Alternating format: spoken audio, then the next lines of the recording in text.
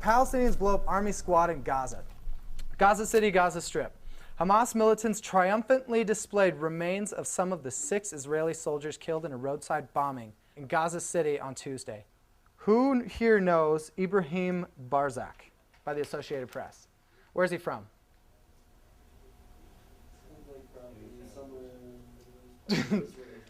Maybe, I don't know. Ibrahim's a pretty common name out there. Maybe he's from Jersey, right? Maybe he graduated from Regis. What does he have at stake here? I mean, this is his story. This is his perspective. Where does he fall on the line?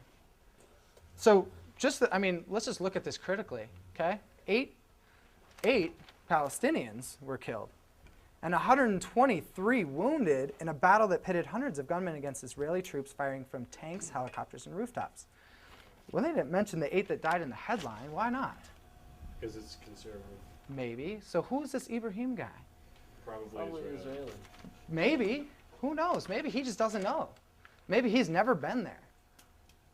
You know what I mean? Maybe he's been reading authors just like this, and this is just how it's done now. Okay? This is where we're getting our decision-making information. This is what we need to know in order to make responsible decisions. Okay? Who the hell is Ibrahim Barzak? I doubt you'd be able to find out. And I'm not trying to make a judgment on whether or not this is a bullshit story. Okay? And it's certainly not enough information here for us to take a step back and be like, oh, the media is pro-Israeli. But the idea is we have to critically analyze where we're getting our information. Okay? So how can we get new kinds of information?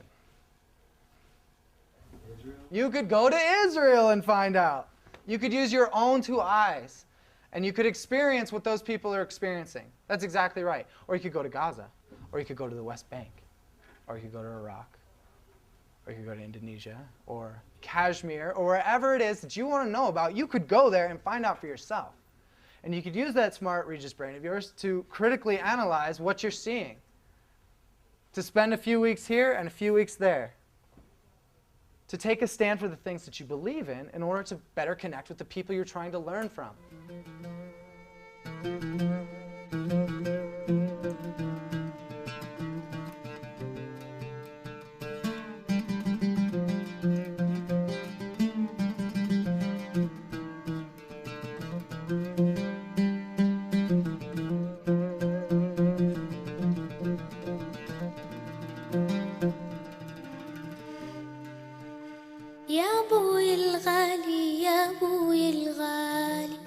راسب أمجادك بيضلوا عالي واللي سويته شرف أمثالي خلانا نتفاخر مطرح ما كونا ثاير من بعدك بيعلم ثاير ضلك يا بوي في سجنك صابر عز بنحملها صاغر عن كابر مهما اضطردنا ومهما آذونا يا محلى اسمك يا محلى فعلك وأولاد جيال بتتمنى مثلك وتراب العالق عكاعب رجلك أطهر من 1000 هاب وشارونا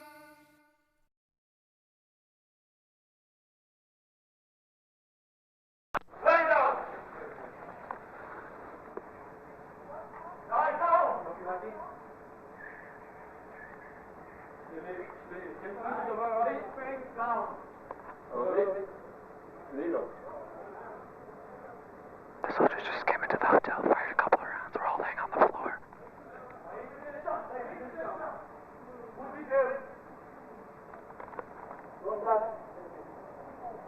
I want all the foreigner citizens getting this room. Right now. Right now. All the foreign citizens. Right now. Come on, get up. Get this room. Hurry up. Hurry up. To confront violence with nonviolence is overwhelmingly powerful. To have a gun put against your head, to be beat down, to be tear gassed, to be shot, and to respond to that with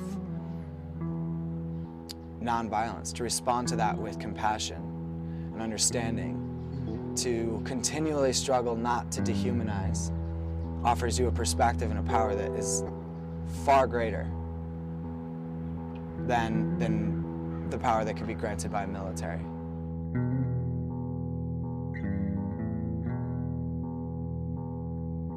I see our generation as one that is being brought into fear culture in the United States.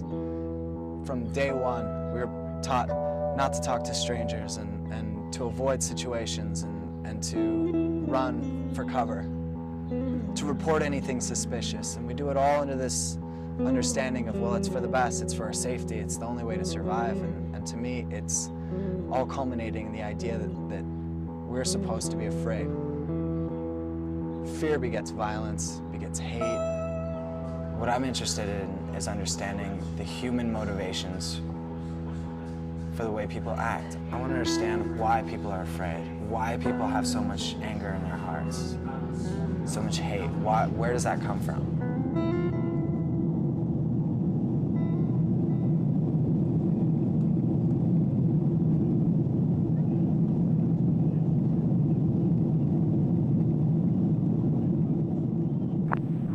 Okay, we're back up in Hills, Bedford, on the western side, underneath the outpost, maybe 20, 30 yards from the road. The two settlers coming down are coming fairly quickly. Okay, they're approaching us right now. Can we please just talk to you? I don't want any problems at all. Please, please, please, please. Wait, I don't know what that means. I just want to talk to you.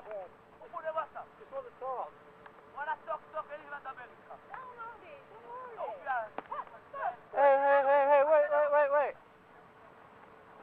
One of them's got a knife. They're both throwing rocks. I just been hit in the leg. Hey, take it easy. Please. Okay. You in. Okay. Okay,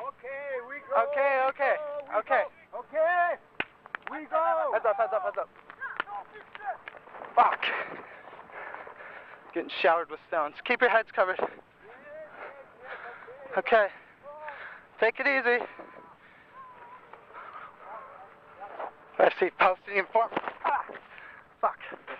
Palestinian farmers fucking running off of this hill. They're cutting off our path out of here.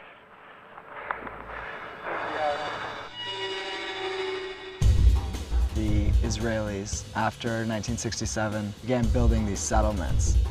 They put them typically at the top of hills surrounding Palestinian cities and villages in order to have that strategic vantage point. All of that land, therefore, is annexed by the settlement. The result is that the Palestinians then are unable to enter their own land in order to harvest their olives. Without it, the people just can't survive. A lot of the settlers tend to be very orthodox in terms of their faith, so they believe that that land is theirs rightfully. Their quest to retake that land, to recolonize it, is a holy one. And in that sense, they feel that they can't fail. And they also feel that what they do in order to protect that is justified, no matter what the cost. They're monsters on the top of the hill that we don't understand. We're so guilty of dehumanizing them. I know because I'm afraid. Like, I'll totally admit that. I'm very afraid. I had a Palestinian friend tell me that the settlers hate the Palestinians, but to them, the Palestinians are animals. You know, you can only have so much hate or disdain in your heart for an animal. But the internationals, these white people, these Europeans and Americans, they should know better. The internationals, that term comes from the International Solidarity Movement. And this is a group that was started by Palestinians and Israelis in an effort to confront the occupation in a nonviolent way. We'd need probably 400 international observers in order to create any real level of safety. If the settlers aren't attacking, then the army is, and there's really no way to win. So what we ended up doing was positioning ourselves with one family, saying that, on this day we'd go out with this family and see if we could maybe assist, get as many olives as we could, and then the next day go with another family. She said like why the sort of they don't want us to pick our olives. Till when we will stay in this case? Till when? And she's asking us if we can help her to stay with her. Tell her yes. Periodically, you'll have Palestinian fighters try to attack settlements and the military outposts protecting them. And you also have Jewish extremists who live in the settlements coming down and attacking the villagers, either in their villages or in the olive fields while they're trying to do their harvests. In a village called Bet Farik, just outside of Nablus, several years ago, an elderly man, 72 years old, was harvesting olives by himself. A group of extremists came down into the fields looking for just such farmers and found him. They beat him with stones and used his pruning knife to saw off his hands and then left him there to die. In Bet Farik, this story is beyond myth. It's something that instills fear in every age group, men, women, children.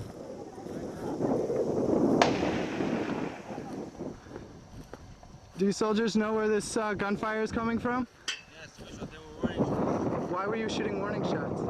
This area is closed until specific dates where they are allowed. You have to be more specific about the area. They're not allowed to cross the road? Yes. We're almost a mile from the settlement here. Yes, but there are specific dates when they are they're allowed to go all the way up to the settlement. Yes. Right, with army protection, I understand. Yes. Right, but now I have to take care of this situation. And you are not allowed to be here. Okay, after you take care of the situation, can you deal with us and talk to us about this? Yes. Please wait beyond the yellow car, so I won't have such a fuss around me. Can you just... Yeah, we'll back away from you so that you don't feel crowded while you do your work. I think the spirit of resistance is one of the defining characteristics of the Palestinian culture. You're looking at a population of really fantastic people, really kind, gentle farmers, and really defining themselves by that sort of noble struggle to maintain the dignity of their traditions and their livelihood through that. It's like a lot of military presence for a few farmers. So they're being punished for harvesting their olives? No, they're not being punished. Or being detained is like a punishment, would you say? No, they're detained because we have to check the details. You have checked the details, haven't you? You can do that by calling in. Yes. How is it not a punishment to hold somebody in a place for 3 hours or 4 hours? There's a difference. How? A legal difference. A legal if I want to punish him, I have to trial him. And I can arrest him. It's very good for my English, but actually I don't have to give you explanation. No, you don't have to. But if you're punishing people, it would be good that we know more about the situation. Because it seems to me that you're just kind of keeping people out of their range. Right now you're taking me into political discussion where I don't know. No, it's not political. It's about people. Have a nice day. Enjoy your application.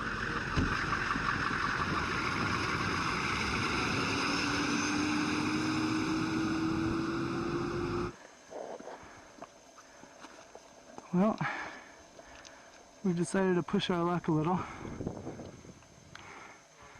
and head far past the road. So you're saying this area is closed for military purposes? Yes, and you are not allowed to get into it. Okay. Since yesterday, you didn't actually help us very much, and on the other side you went closer to the fence, and I heard today you came closer to the fence also. Closer to the fence? What fence, sorry? The fence. There's the road there? Yeah, there's a fence over there? Actually, yes.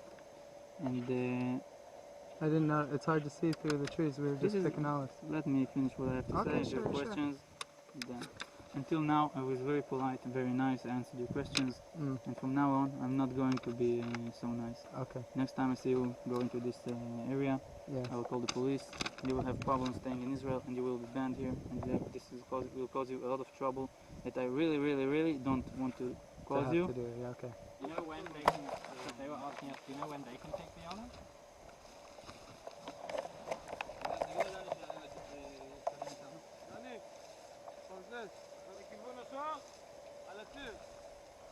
Yeah, I estimated yesterday it was 500 or 600 dunhams.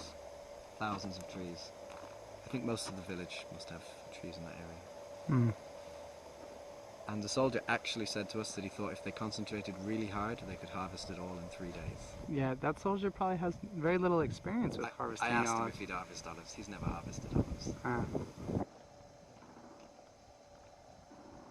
When I consider the act of colonization, that to me is the act of war. That to me is what's perpetuating this conflict. And it's what has to be addressed and ended in order to bring about equity and to reinstate justice and to work towards peace.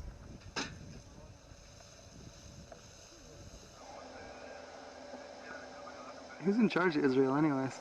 Well, that would be Sharon, but I don't think he directs the military, and I dare say they've got a key core group of players who decide all the really good decisions, like closing large tracts of farmland, instead of simply monitoring the fence for a couple of days, which would be the easiest solution to the problem. But what is the problem from their perspective? They talk about security, but I fail to see how preventing people harvesting increases security. In fact, I would imagine it's quite the opposite. The more you impoverish your people, the more desperate they get, the more likely they are to commit heinous and unwanted crimes.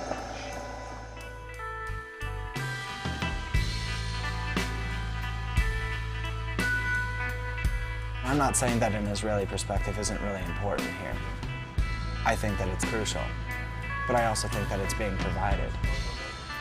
I think that there's a lot of media getting an Israeli perspective right now. I think that you can go to Israel and move around freely and talk to as many people as you want. We all as Americans have that ability. You know, our passport will enable us to do that, and I would encourage it. But we don't all have the opportunity to walk around freely and understand what's happening in Palestine. We can't just open up USA Today and find out what people think in Balata refugee camp. That's a voice that isn't being provided. That's a voice that is also crucial to this conflict, you know, to understanding this conflict and to working towards peace. And without it, we can't move forward.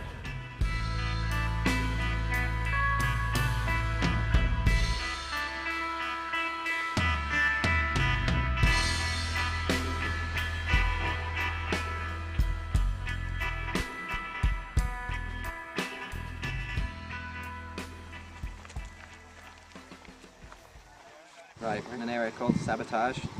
It's an exit from Nablus leading to the village of Asira, which is largely closed to Palestinians and anybody else because there's a military road, which is basically just a road that the military use. And what are you doing here? Having a picnic.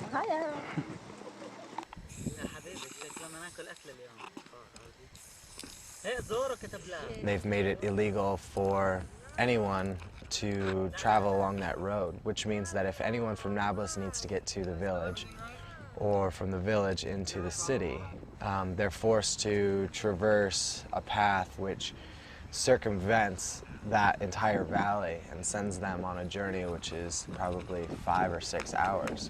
If residents could drive through the valley, you're looking at maybe 5 minutes. But the army's destroyed the road and put up roadblocks all throughout it and basically asked these people to do something that they can't do. They can't start their journeys at midnight in order to make it to work on time. Like, it's ludicrous.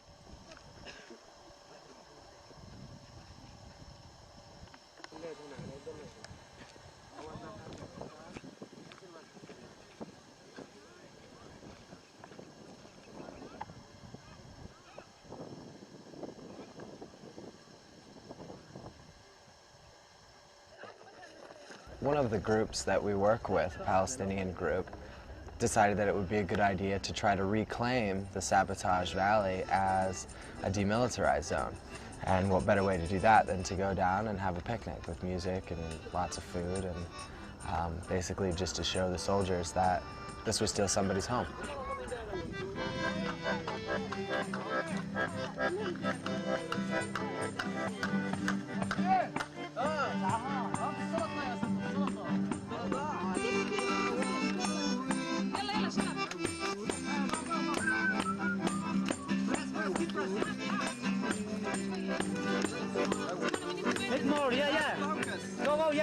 but anyway. I want to eat. I want to eat.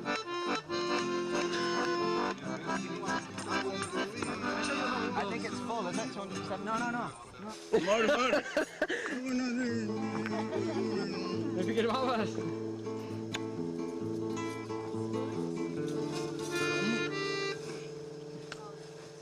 In my nose. Yes. I want to dream. I want to eat. Yeah. I want to eat. Yeah. I want to eat. Hey Josh, can you have a picnic in Sabotage? For sure you can. Can I have some yogurt?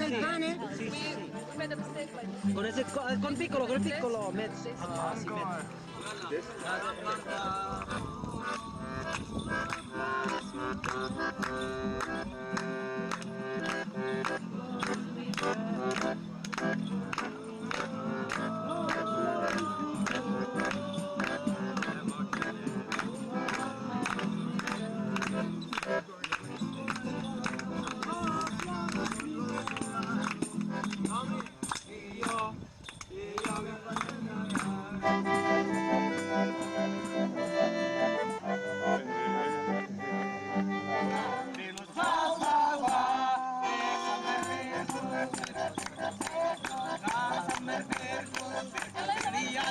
All of you now. Now. Your camera, please. Let down. Oh. Close your camera, please.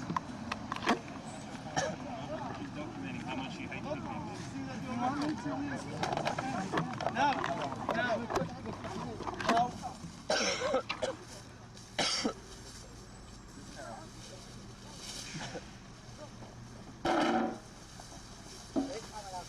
All of you listen to me. Don't come here again. The next man or woman. Come here again. You like it here? Hey, where are you going? What's the point?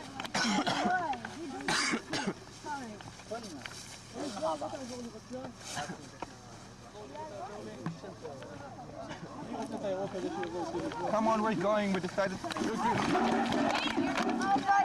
violence, please, no violence.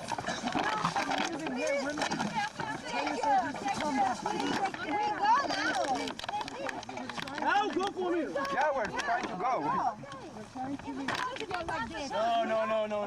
Now go. Yeah, we're going. Now.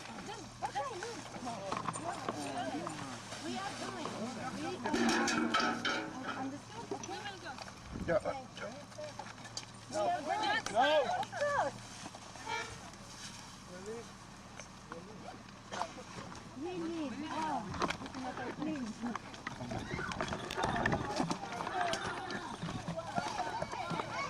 No, please, take your gun. My mouth. We'll leave. We'll leave. We're just trying to leave. I'm trying to leave. Yeah, we're trying, but every time we're leaving, you're trying to like you're What are you doing? Sure. Order. I'm photocopying. That's picturing. Why? Because this is fruit equipment. I'm allowed to by Israeli law.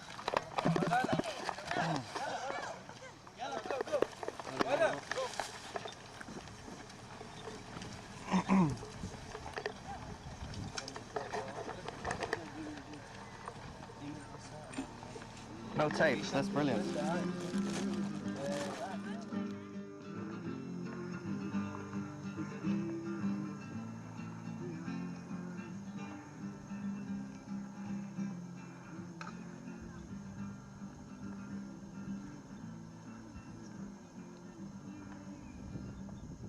So what did it accomplish?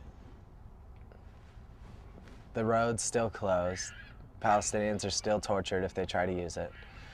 I think in the situation that we were in, for me, it was uplifting because that's not something you can fail at. You can't lose. You can have your picnic. And if they beat you up and fight you off and force you out at gunpoint, like, that's a victory because look at how ridiculous that is.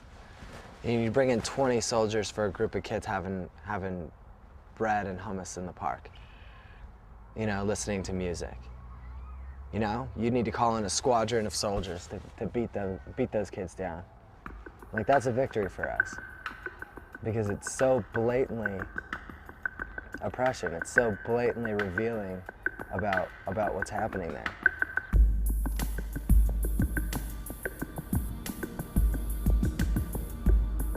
When we come together under the banner of ISM, it is absolutely a nonviolent movement. And to work together in that group, we demand of each other that no matter what we're confronted with, it will be a nonviolent resistance.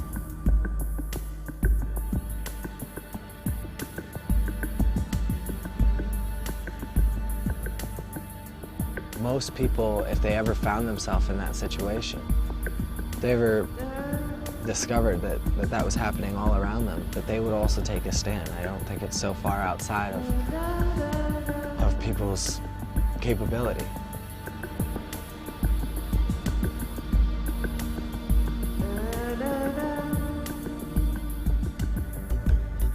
I think most people would react exactly the way that we all do. It's just a matter of whether or not you find yourself there to begin with, you know, whether or not you're ever exposed to it.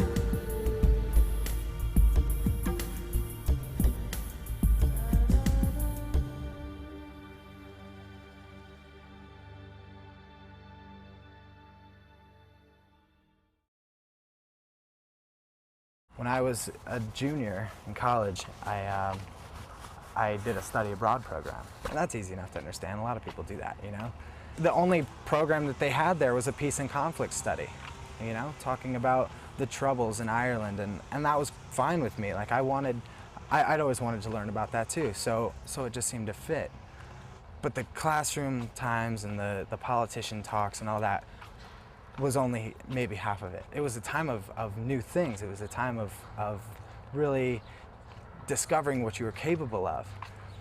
And I remember watching a kid getting beat, I thought, to death, you know, on the street.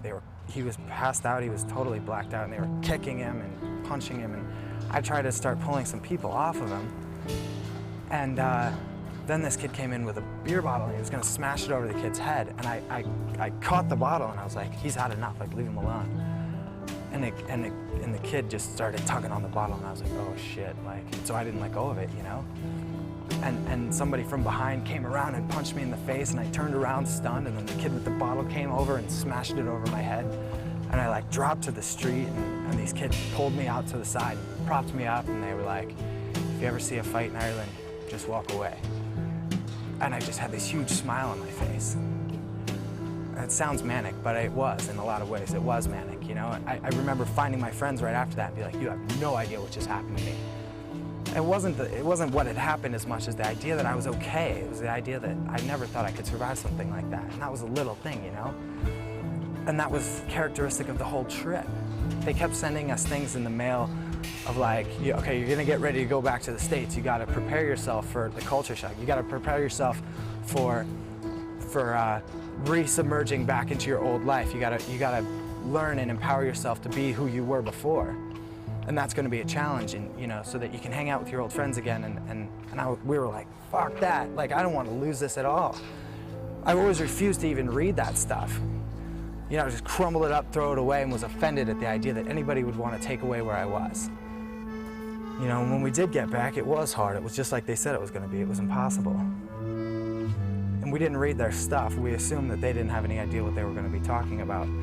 I think we were all pretty manic.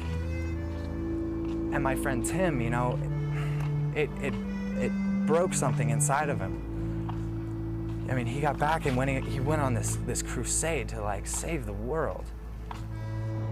Before long, he was in a hospital, and they were diagnosing him with manic depressive disorder.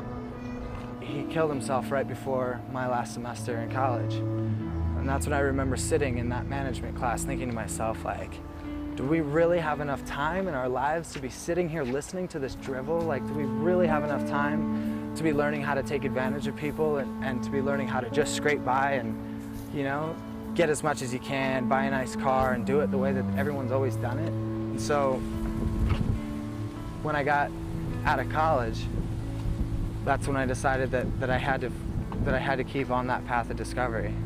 When I tell somebody where I'm going next or like where I'm headed, if their first gut reaction is like, are you insane? That's when you know that you're headed in the right direction. That's when you know you've got something to go with.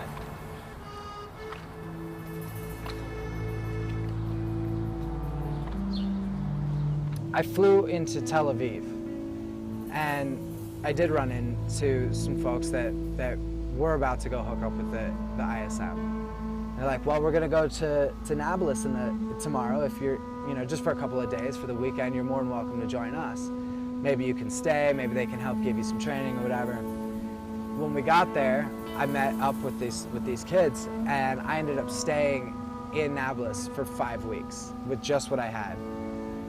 And it was the most amazing experience of my life.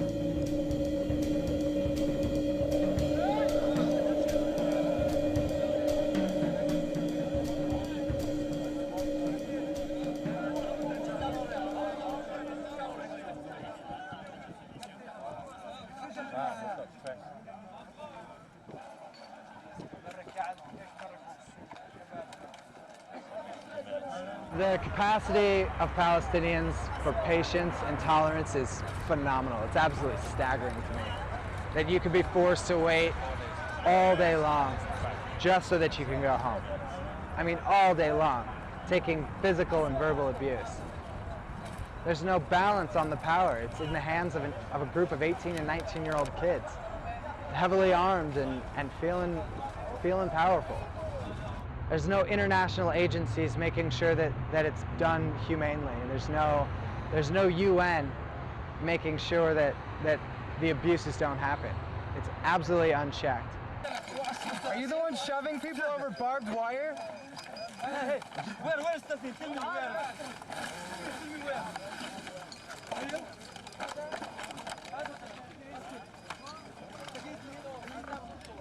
It's about security, right?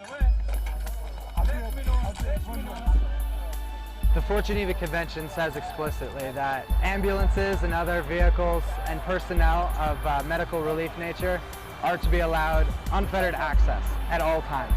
Ambulances are constantly stopped and turned back at checkpoints. The Fort Geneva Convention says that injured people or those seeking medical attention also are non-combatant civilians, and they are allowed unfettered access to those services. Women give birth at checkpoints in ambulances. People die of superficial wounds at checkpoints because they're not allowed through to go see the hospital. In the Fort Geneva Convention, it says explicitly that you're not allowed to impart onto a people injustices culturally, that you must respect their cultural directives. In Palestine, a woman is to remain completely covered. It is absolutely inappropriate to show your legs. I've seen soldiers force old women to lift their dresses up to prove that they have injuries for which they're seeking medical attention. Schools are shut down because the teacher wasn't allowed through. That's the point. It's intentional. It's supposed to happen that way. These kinds of humiliations, and they're part of a systematic attack on the culture and the livelihood of these people. This is very, very hard to go. I am a student to go at home every 2 weeks or 3 weeks or month. Go to at home and live in Nablus. It's very, very hard. Hello. I speak with you. ايش الشعطين بو؟ ماني نفسي. أني بو لا بو ما تحصل لي بلاقانا ولا خليه.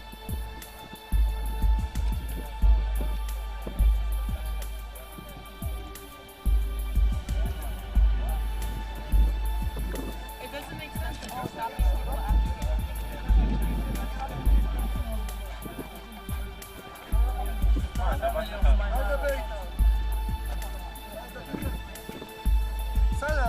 Stand there.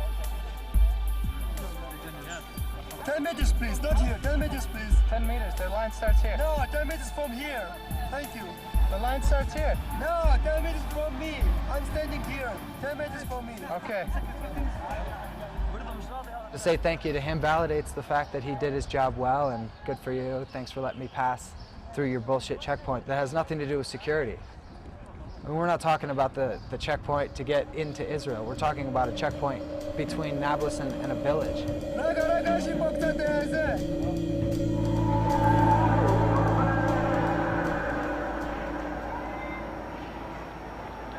It's heartbreaking to see, especially in the old city, just this ancient, beautiful place just collapsed and destroyed.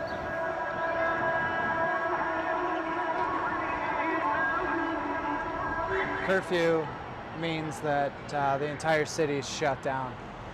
The tanks roll in, the jeeps patrol the streets. They announce it with live ammunition, just firing down the streets. Nobody's allowed out of your home. That's it. It's house imprisonment for entire cities at a time. In the fall of 2002, the day that I arrived in Nablus was the 100th day of straight curfew, 24 hours a day, not a single exception. Again, explicitly forbidden in the Fourth Geneva Convention. And the people were at the breaking point. They absolutely had to start breaking that curfew, otherwise they can't survive. So you have people venturing out under risk of arrest or detention, and very commonly under the penalty of death. Oh, Jesus. And even when they promise reprieve for a couple of hours to get to the market and try to buy whatever fruit or vegetables are available, they can show up at any time and cancel it just by opening fire in the streets.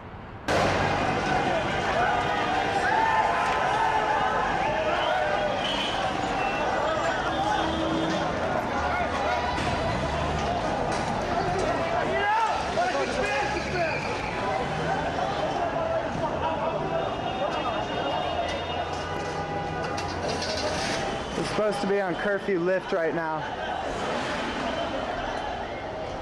The soldiers haven't pulled out.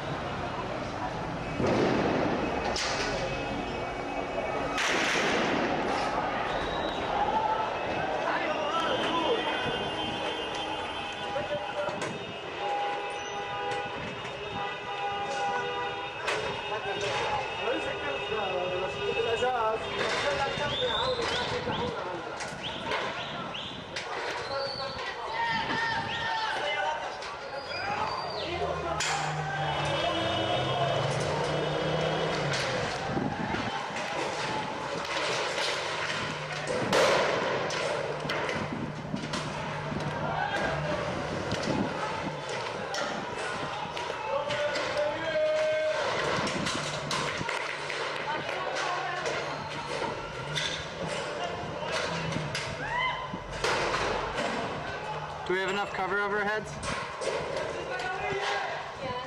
He's got a gun pointed out the window again.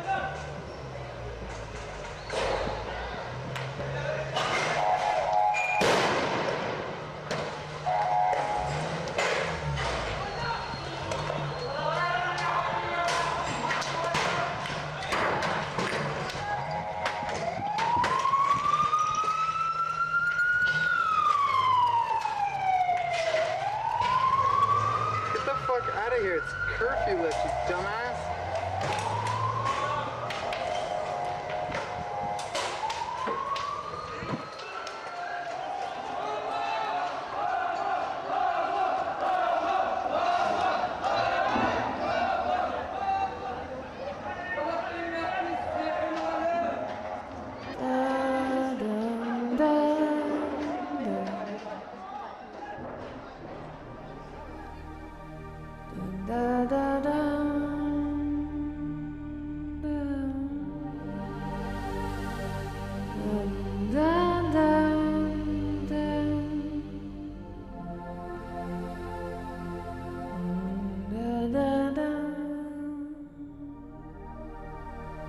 When you force the streets to empty, it's a sight really beyond description. It's like a ghost town.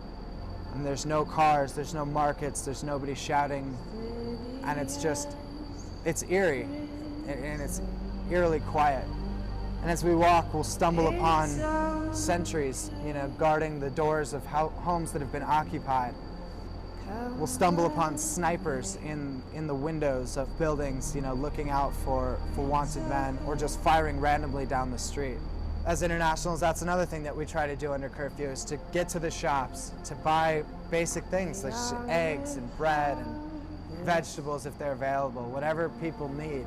and then to take those to the homes and help distribute that stuff.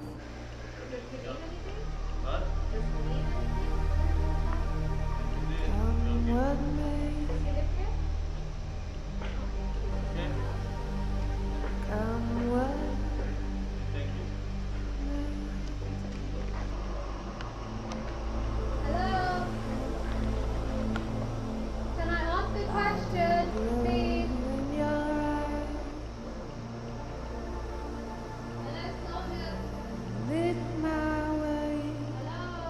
Can I speak to you for 1 minute? Go away, you don't understand? The rest of the family is there. I don't think that's necessary. We know. Go away. You don't need to do that. You are a problem. Go away. Go away.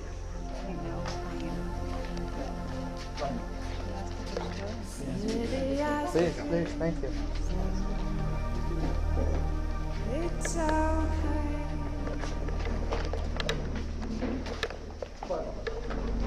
Stay here. He said we could come in. Oh, take these. What? They just said we could come in. The family just invited us in for tea. Okay, after that. Thank you. Stay here, and after that, we give you what. What are you doing with the family? Soldier, can I ask you what you're doing with the family?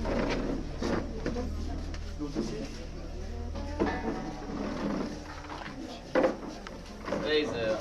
Okay, we'll stay right here. No. No problem. It's disturbing. Oh, we don't want to disturb. Okay, so go away.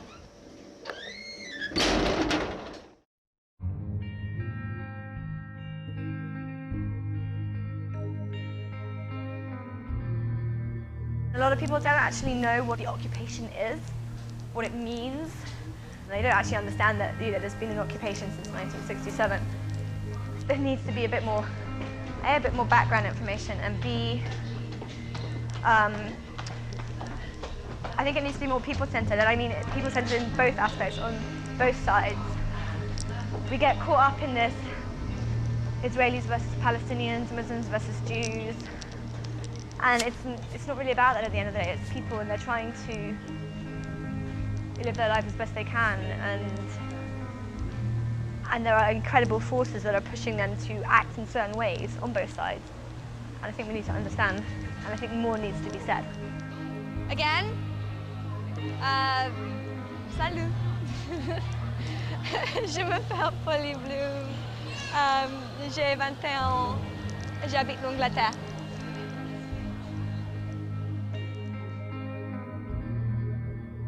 I have had problems at my university, and we had a fascist. He used to spit on me on my way to university every morning because he knew I was Jewish. And then I would get spat on by the Orthodox members of our Jewish society at university. I went to Leeds University. They'd be jogging around the park in their little IDF tracksuits. And they would spit on me as well as I cycled past. I don't really care. I mean, it makes me sad that they think that, and that, they think they can dismiss me and just by calling me like a Holocaust denier or anti-Semite or self-hater or whore. It's like coming up with something a bit more original. I think when you start abusing people, verbally abusing people, you've lost the argument.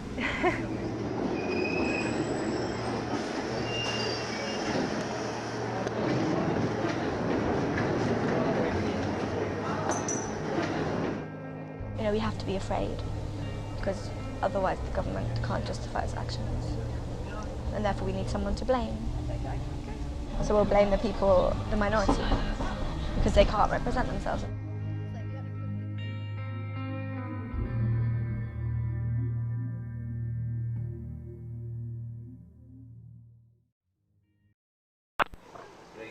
Yeah, hello. English? Okay, go away. Okay. No, shut up, go away. We need to know shut up, how go away. time you're going to hold You're not going to know anything because I don't know anything to you. We're Go speaking away. to you with respect. I have no respect for you. Go away. We're speaking to you with I don't care. Go away. respect. Nobody asked you. Nobody asked you. You're nothing. You're nothing. Nothing to you. Yeah, that's right. Nobody is That's right. That's right. You're treating Yeah, we're evil. But the devil's... Get away, go away. So the military there has this campaign to shut everything down. I mean, shut out supplies, shut out food. And under curfew, it's the hardest possible kind of life. I mean, nothing gets through. The taxis are stopped, you know, the ambulances are stopped. And one of the ways they do that is to build roadblocks, just to tear up the concrete, tear up the road. And if a Palestinian gets caught removing a military roadblock, you know, reordering the infrastructure, they can go to prison, they'll lose their bulldozer, and maybe worse. As internationals, one of the actual functional tasks that we can help with is to offer protection to the people who would fix those things. So what we do is we'll ride on either side of the bulldozer to try to offer the driver protection from any kind of gunfire, and then place internationals at the roads and the intersections away from that place in order to spot and prepare for soldiers coming in. And that really, I think, characterizes a lot of the culture there in terms of this persistence, this never-ending resistance, and that no matter what they do, no matter how much they destroy, they're never going to be able to destroy those people.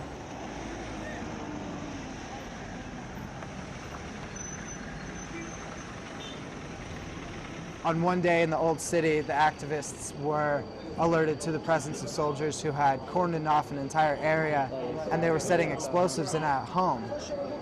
And the news reported that these activists were there to try to aid the terrorists, to try to prevent the demolition of a weapons factory and all this. What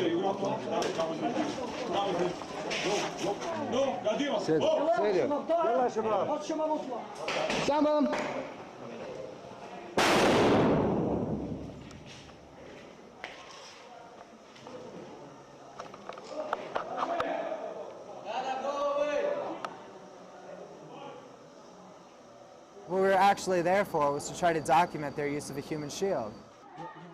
They had two men bound at the wrists, and the soldiers were forcing them to go with them in order to protect them from any type of resistance fire.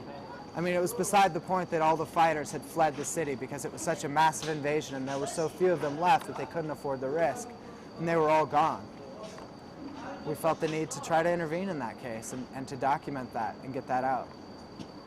The use of a civilian human shield is explicitly forbidden in the Fourth Geneva Convention.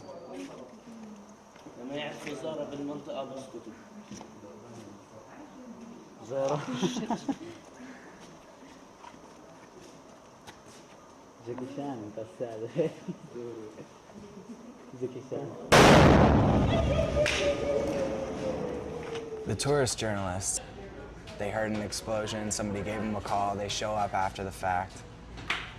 They pile out of their armored car with helmets and flak jackets, and there's TV written all over everything they own. They stay in a hotel in Tel Aviv. They don't live in this camp. They take a few pictures. They get the right sound bites. You know, maybe they get some pictures of people shooting guns in the air, celebrating, or crying, or whatever happens to fit the agenda that they had when they showed up. And they package it, they put some fancy graphics on it and put a soundtrack on it and send it off, and people eat it up as reality. To me, that person is a tourist.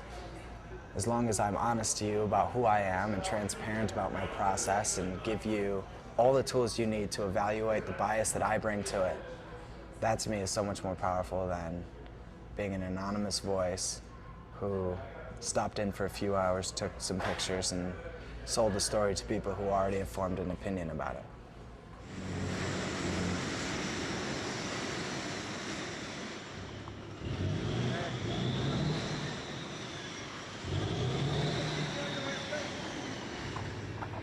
Sure? They're trying. All right, yeah? This is exactly the problem with media today.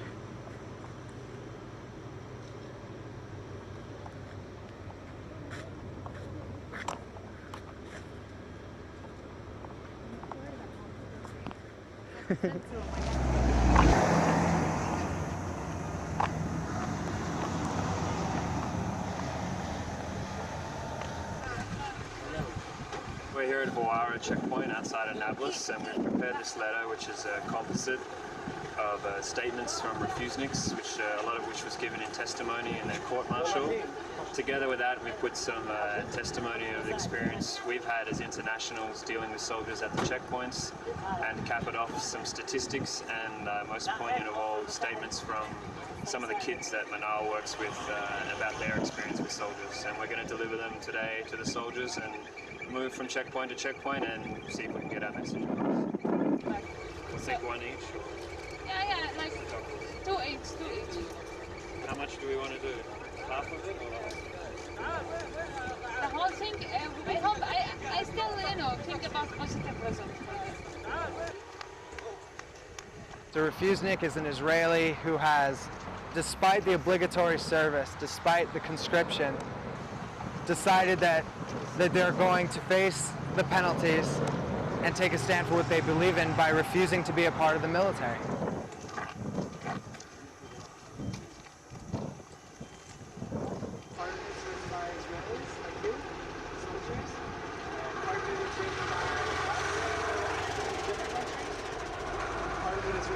Children from Palestine. And it's just about what's happening here. And it's just something to think about.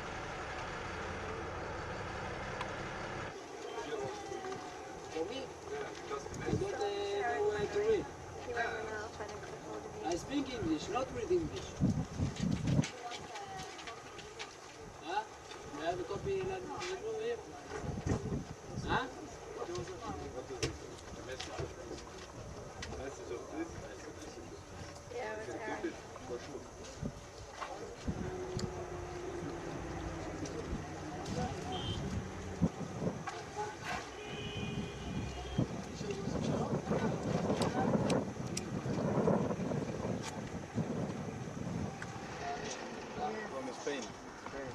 Spain. Good morning. Welcome. Good morning, Italia. New Zealand. Austria. Portugal. Austria. Nobody is from Sweden? No. Sorry for Can you give us this? You speak Swedish?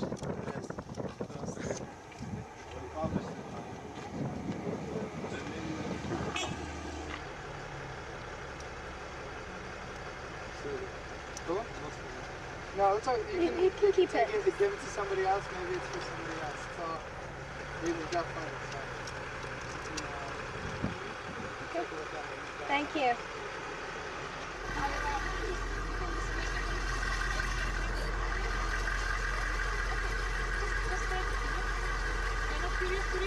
It's a good message. It's really good. Okay?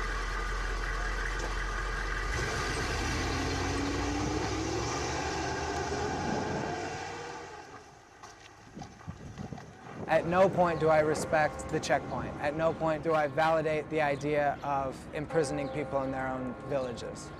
And at no point will I ever convey any message other than that to you. I'm not there to be your friend. I'm there to help educate you on how I feel about the situation. That's it. So I think the stickers, the spray paint, I think it's all appropriate.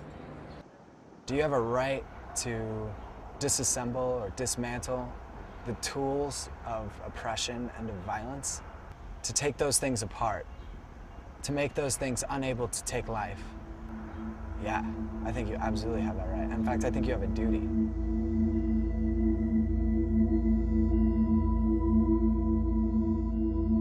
There's such a game of semantics that's played when we talk about Israel and Palestine.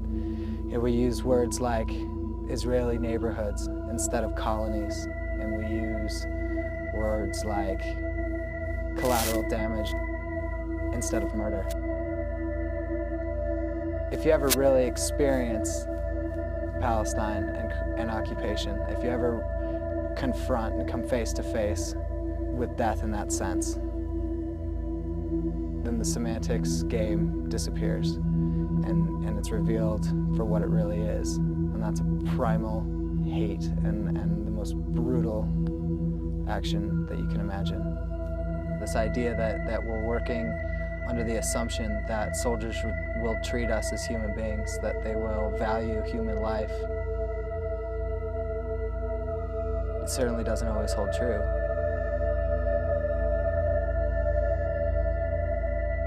I think a lot about what must have been going through Rachel's mind when the bulldozer decided that, the driver decided that he wasn't going to stop. And I wonder where she realized that that was the case.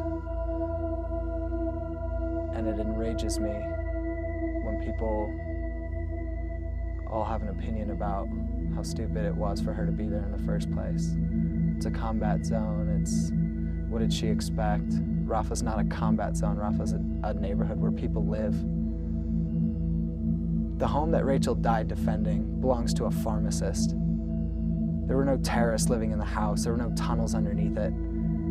That home wasn't destroyed because a suicide bomber had lived there in the past. It was destroyed because Israel wants a buffer zone between a row of houses and the border with Egypt. No matter how many homes are wiped off the face of the earth, no matter how many lives are destroyed doing it, and they're getting away with it. Rachel took a stand. She paid for it with her life. The word got out quick about the culpability. Word got out quick what soldiers face if they kill civilians, international civilians, nothing. And then a sniper put a bullet through Tom Herndahl's head and murdered him. Things really started to change for us at that moment. We can't work under the assumption that they're not going to kill us. We're in the office in Balata camp, and Mika called us and said that there were soldiers out in front. And on the way down, it seemed pretty quiet. People were telling us they'd already left, whatever. But when we got right to the edge of the camp, we realized that, yeah, there was a Hummer and a couple of Jeeps there.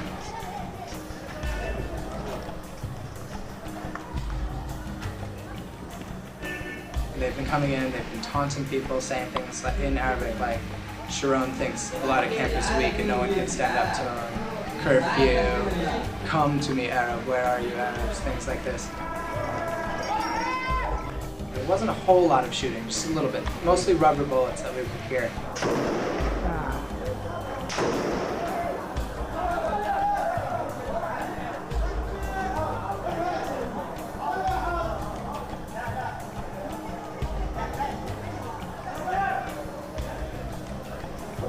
The stone throwing continued, and there had been one boy who had been injured with a rubber bullet, minor, he was okay.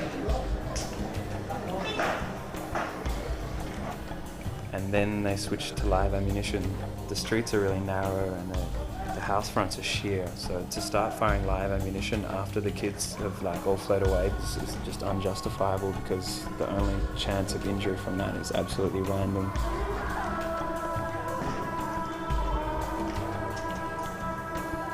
The Jeeps continued to pull into the camp and then reverse back out, firing rounds in between episodes.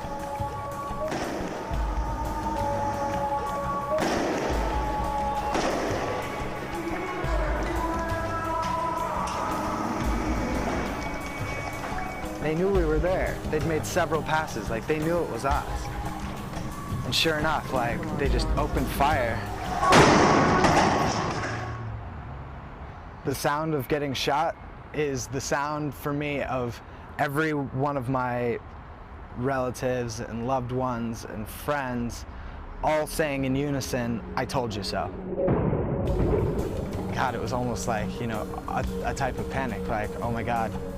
Feel your body first, make sure, that shot didn't come through 4 inches to the right. Make sure that that's the only place that you feel it. And as I was doing that, Josh just swept me right up back onto my feet. And he was, he had me on his shoulder, and he was carrying me to cover. And I was like, "Josh, I think I just got shot." And he's like, "Yeah, me too."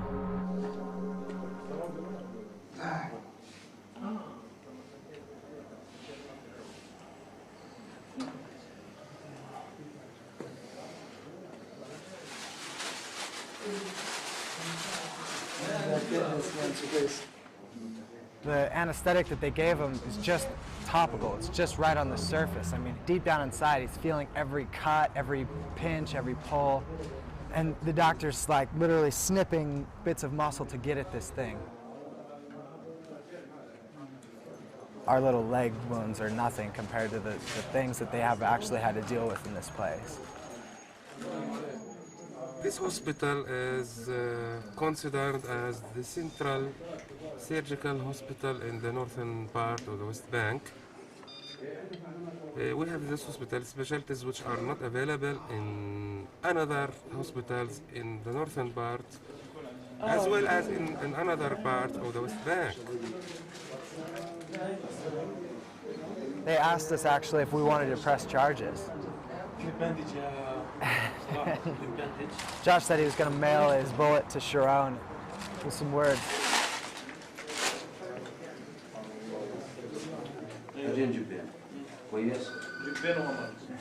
How are you doing? Given the bullet wounds, of course. Right now he's not digging in my leg for the fragments anymore because that was gnarly. I could feel it because it was right down deep, like snipping away at the flesh to try and like, pull it out. And groping around in there.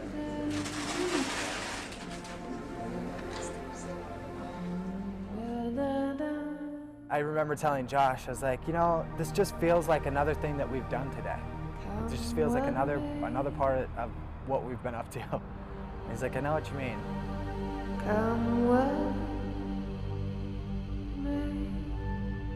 At like 3 a.m., something jostled my bed.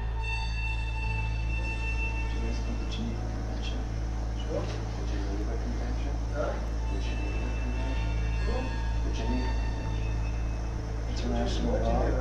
Geneva's the international law. No, it says you're not allowed to come into hospitals, actually. Shut your mouth. Give your books. Give me a what?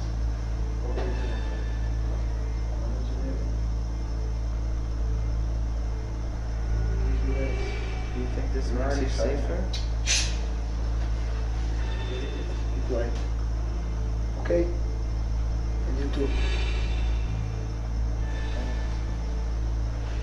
Quiet. Quiet. Sure. There were 6 Israeli soldiers in ski masks, and I've got 3 soldiers pointing rifles at me, and I look over and Josh has 3 at him, and they're kicking his bed trying to wake him up. It was quite surreal to wake up after having been shot that day and to find them in the hospital.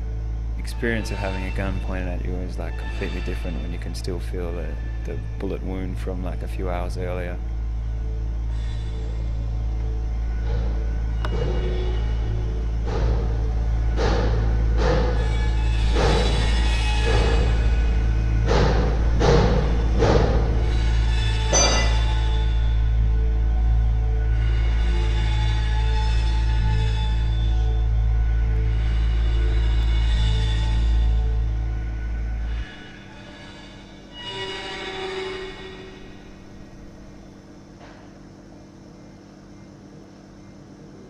My first thought was like maybe they'd come for the 2 of us. They were obviously shocked by our presence. They didn't expect to see us here, and they called in a captain who's like questioning us in Arabic. And later we found out that they arrested one guy from the basement here. The Associated Press story says that he was like hiding out in the basement with a pistol. These fighters come here because it's basically obligatory to come and visit somebody if you know them and they've been injured, and of course they carry a weapon with them because the soldiers could come after them at any time.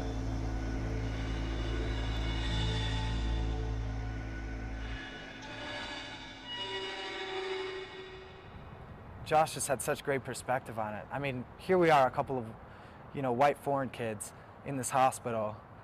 And yeah, I mean, like we were there and it was scary, but imagine if that soldier could, you know, take you off of life support and take you out. I mean, what if you depended on the machines that they were disconnecting in order to take you to jail?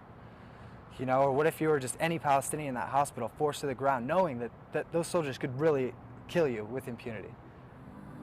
And we just pull that trigger. Any excuse, it didn't matter. On the second day, they wheeled in a man who had been shot trying to get to work. He's a builder. He lives in a village. And he has to get to the city, he has to get to Nablus in order to do his work. Every morning he gets up at 4 in the morning and traverses over the mountain in order to get into the city. And he knows that if he goes through a checkpoint, they'll turn him back. They'll tell him that he doesn't have any business in the city and that he can't go. And every morning he risks getting up and sneaking across the mountain in order to get to the sites. Well, this morning, he took 5 rounds in the back and stomach from a sniper. And they brought him into the hospital, and he was gonna be okay, like he was gonna make it. You know, his family came in and sat with us for a long time, and we were talking, and he was stable, he was gonna make it. I heard this screaming across the hall, just panicked screaming, and people running out of his room and yelling for help from the doctors. He raced them down the hall, and I went down the hall and waited out in front of the operating room forever until I suddenly realized that I was in the wrong spot. Like, he wasn't in there at all. He was downstairs in the morgue. And I got to the rail and I looked over and I could hear them screaming from the basement. I could hear it. And it was just me alone in this hallway and the screams of this man's family. I mean, you can feel that cold air coming up the stairwell. You can feel that, you can hear the echoes and feel them in your heart, you know, like, of the sadness. I mean, this man isn't a fighter. This man didn't try to sneak into Israel. He was just on his way to work.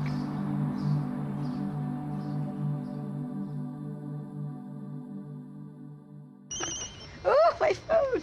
Saved by the way. It's Simon. Hello. I'm fine, how are you? I love most things, and what I really don't like are celebrities. I just think it's really silly that some people become famous over things that just really aren't amazing, whereas there are people out there doing really amazing things that don't get any recognition. And I know doing things is not for recognition, but there's some people who really deserve support. In April 2002, I was getting all these really mad, frightening emails from Janine, from people that were posting out reports of what was going on there and in other cities as well. And I was just thinking, oh my God, like, what's happening? It just really shocked me, because I knew kind of what was happening in Palestine, but since the Intifada started, I hadn't totally been following what was going on. I think April was definitely one of the worst times since the beginning of the Intifada. And I think definitely at the time I didn't realise exactly how dangerous it was, because I figured if people are going out there and doing stuff, it must be fairly easy to do. What do you care? Get the fuck out of here! Oh, that's not very nice, is it? I know, you're not very nice too! Open your door! You're spending too much time with Ben because you're being really rude. Yalla! Yalla, get the fuck out of here! Well, you have a choice. If you would go home, then we could go home. We wish you would go as well. We wish you would go home. We wish you would go. And you did, but you came back again. I don't think it's really acting as a deterrent. We know you don't want to be here, but it's only going to stop when you go. So I heard about the ISM and I wanted to know more about training. And I was actually late to the training, so I missed the footage, which was actually quite frightening. And if I'd seen it, it probably would have put me off going. But because I missed it, I was still geared up to go. And it was actually, I think I was just going forward thinking people are going and these aren't insane people, so if they're going, I will go and I can do my bit. I'll learn something and hopefully I'll be able to help somebody and maybe make a difference to someone's life. And in fact, when I got there, it was my life that completely changed.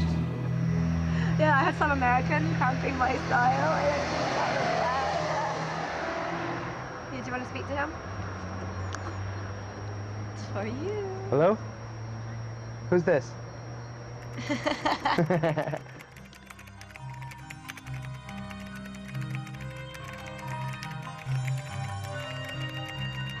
The Fourth Geneva Convention specifically states it is illegal to take reprisals against those who are not guilty of the act itself. It's Israeli policy to punish the families for the act of their sons or daughters, and they'll arrest all the relatives, they'll destroy the family home. The idea behind that type of action is to prevent future attacks, that if families know that there will be repercussions, they'll ingrain in their children that resisting violently is absolutely not okay. Abu Salim's son had gone to attack a military outpost at a settlement and he got himself killed. No one comes back from those sorts of things alive. They've suffered enough, their son has died. Yeah, the soldiers were coming to destroy the home as a punishment.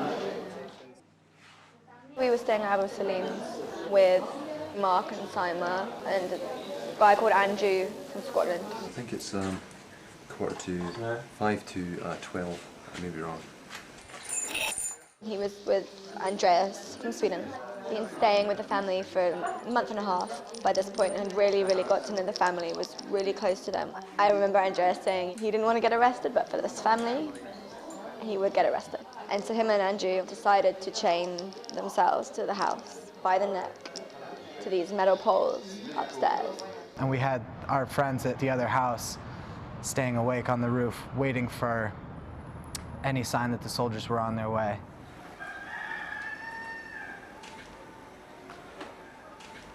I remember the first night, nothing happened. We stayed up quite late in shifts. So the second night, we decided to go to sleep, and I can remember before we went to sleep, Simon and I lined our shoes up in a really easy place to put them on. And I can remember this call. It was 5 to 2. They called and they said, the soldiers are in the camp, there's 5 jeeps. They're heading towards the Abu Salim house. And I just remember feeling like resigned to it, feeling calm and getting up and just putting my shoes on. They were there where I left them. And I think it was Simon went upstairs to tell people that the soldiers were coming. And so at this point, that was the cue for Andreas and Andrew to start chaining themselves. The deal was that we weren't going to open the door for the soldiers. And Abu Salim was happy about this. He says, you know, if they want to come in, they want to destroy my house, they have to break the door down first. The anticipation is the scariest. It's knowing that they're on their way and not being able to see them, knowing that they're sneaking in as quietly as they can, and that suddenly they're going to surround the house, and really there's no way to prepare for it. Here we are waiting for the soldiers to come, knock on the door, they're going to take us out of the house, they're going to destroy this house. And I thought, you know, I never knew a lot of my family, obviously, because they died in the Holocaust, and that is exactly what would have happened to them. They would have been at home, and there would have been soldiers, and they would have come to the house, and they would have said, get out. Who is it? And it transpired that they had knocked on a neighbour's door to get a human shield, to come to Abu Salim's door and ask for Abu Salim himself. Make sure to make yourselves known. Hello? Hello? Who is it? We're coming, we're coming. Please calm down. We're just coming.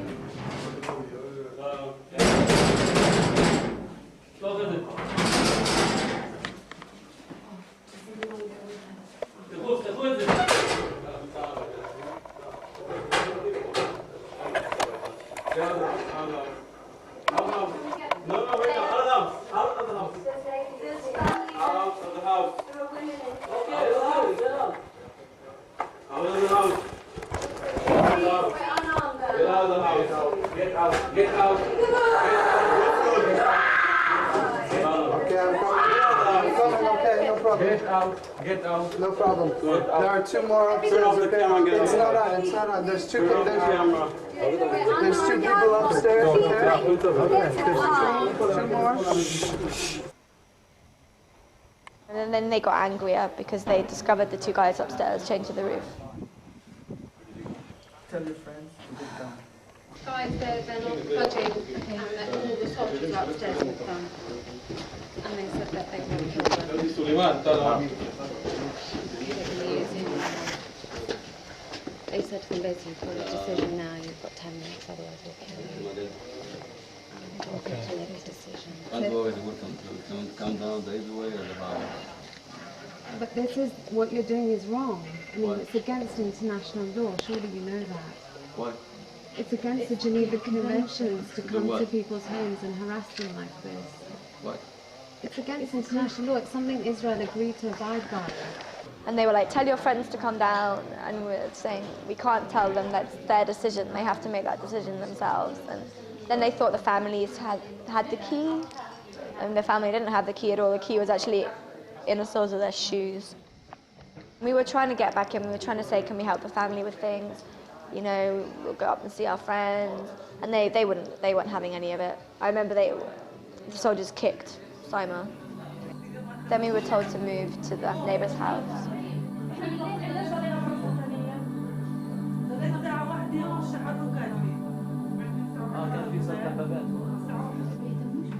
Holly, do you want to call the Tutsi house? I keep getting calls.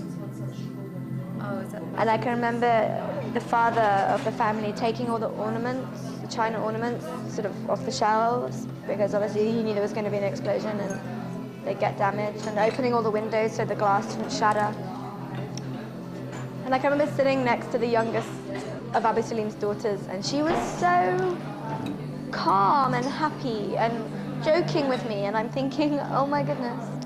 She's like 8, and she's joking around with me and telling me I was really brave, and I'm thinking, no, you're really brave. I can walk away from this, I can go home, I can, you know, this is your house, this is your whole life being destroyed.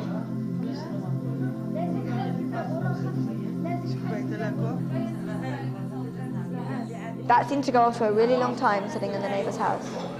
Long phone calls with the consulate, with other activists. Yes. I can remember being angry at the British consulate because they didn't really care what we were doing. I can remember the Swedish consulate were very concerned about Andreas.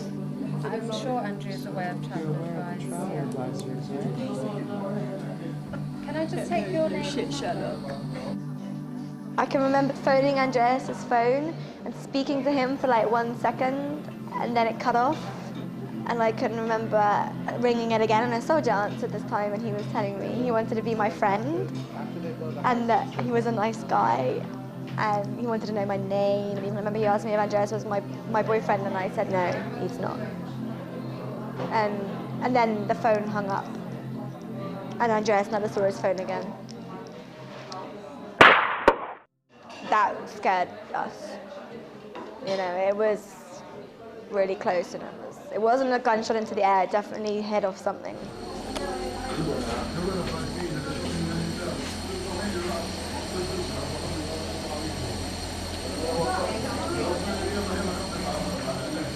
They started the drilling where they drill the holes for the explosive. And that went on for a good hour. And at first it's like a course between an alarm clock and a dentist drill. Then after that you get used to it and you forget that it's there, and then suddenly it stops and you're like, okay, now the soldiers are going to be leaving.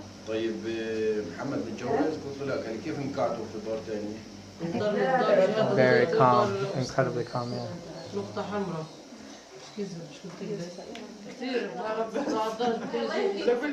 At this point, it's nearly 3 hours have gone by now, and I'd forgotten really what was going on.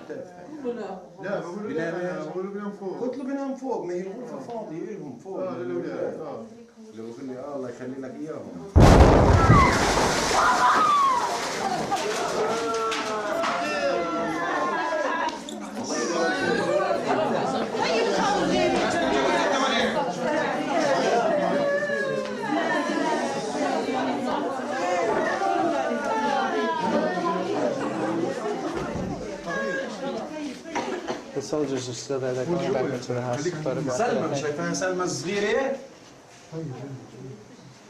Why the fuck do you have to photograph? To make sure they did a good job, for like training manual or something. The smell of like mixture of concrete and gunpowder was really strong. You get that sort of gritty feeling in your teeth, and all you want to do is brush your teeth. خدوه خليه هو يطلع اطلع هيا شوفوا صار وعبلاش يكون كهرباء يا ابو علاء طبعا لا كهرباء هذا الفندق كله بجرح ولد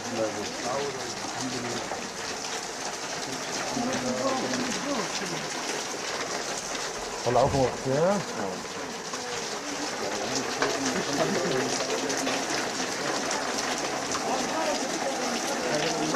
درج رايح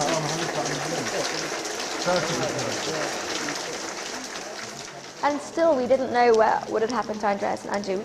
And then after that it just seemed to go really fast. Suddenly there were all these people there from all over the neighbourhood. And there were other activists there. And then we were like outside and looking at the damage. And then somebody told us that he'd seen Andreas and Andrew being led away, blindfolded and handcuffed down these dark alleyways. And I just thought that must be so frightening for them. Because these alleyways are tiny and they don't know where they're going, they're totally disoriented, they're blindfolded and they're being led, they don't know what's going to happen to them.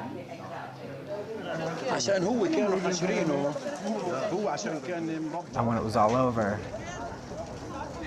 I thought they were going to name a street after Andreas.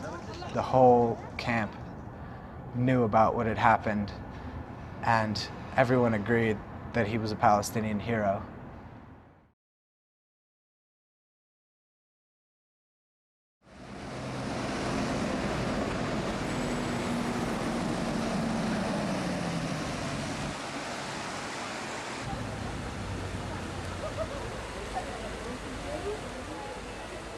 For the last couple of weeks, I've been working on organising an event, a kind of club night in London to raise money for families in Balata camp that we stayed with in August, whose homes were demolished. The idea of the event really is to raise money but also raise awareness about house demolitions in Palestine. I don't actually live in London, so I've been trying to kind of organise the event in terms of DJs, live acts. People have been great in saying that they will perform and come down for free and provide their services.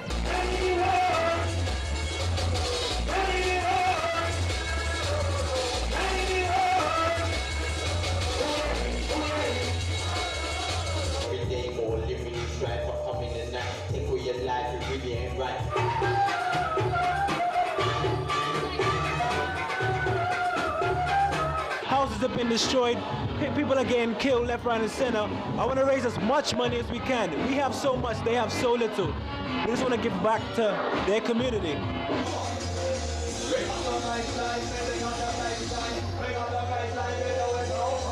I think it's one of the most fucked up things happening right now, and it's been happening for over 50 years. It just seems like it's time to stop.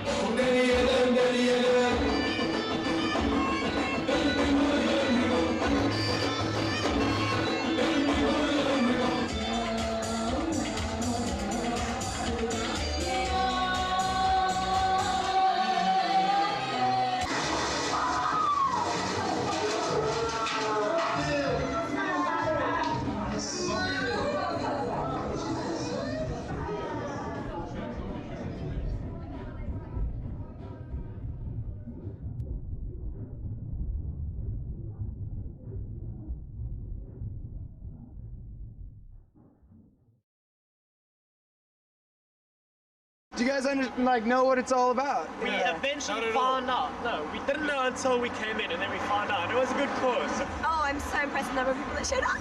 Really great night, mate. Where are you really from? Really fantastic. From Peru. I think we educated a few folks. The Americans should start getting educated. Yeah. They should learn about what's going on and not believe the rubbish that they're given by their media. They have to find alternative sources of information. The thing British people need to do is to start talking to people. I just see it time and time again. It's sort of like, that's really interesting. I'm just going to look at it and walk away. And there's a lot of talking to Palestinians and to Israelis to find out about what's actually going on, what life is actually about in that part of the world, as opposed to just leaping to conclusions. No matter what you feel about Israeli-Palestine conflict, seeing that film shows you facts that people are suffering, and if you can't empathize with that, I don't know about you. It's about feeling somebody else's pain And when you really understand and learn about like what's going on in a place like Palestine and Israel, then you really feel somebody else's pain, and for that you become a better person. Who's got responsibility? Yeah. Us as a people, man, we should be together, united, man. We love each other, man. No matter what color or race, you're my brothers, you know?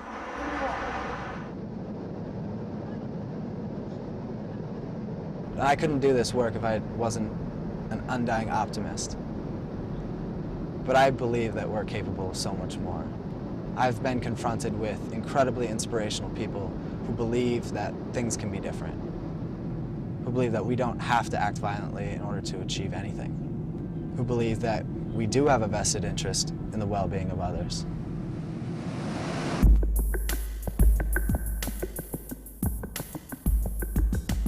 I grew up in suburban Littleton. My family is Irish Catholic. I'm white. I've had Catholic education my whole life. I have a college degree. You really think that I could go to a place like Balata refugee camp and not see that through a pair of eyes that reflects my own experiences in life? Of course I have bias, of course. And I'll be more than happy to be as transparent as you could imagine as far as how that affects my understanding of what I see. But the bottom line is that it's still a valid experience. I'm not trying to develop a middle ground here. I'm not trying to synthesize all the perspectives into one truth. What I'm trying to do is to share someone's experience and convey that. People won't be asking me if I'm pro-Palestinian when we're doing the same kind of work in Chiapas, Mexico, or in Kashmir, or in Indonesia. It'll be a moot point, and maybe then it'll be a little bit easier to see exactly what we're trying to accomplish here.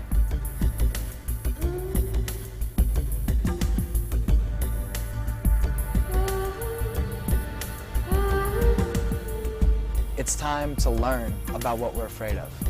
It's time to confront what we don't know with education.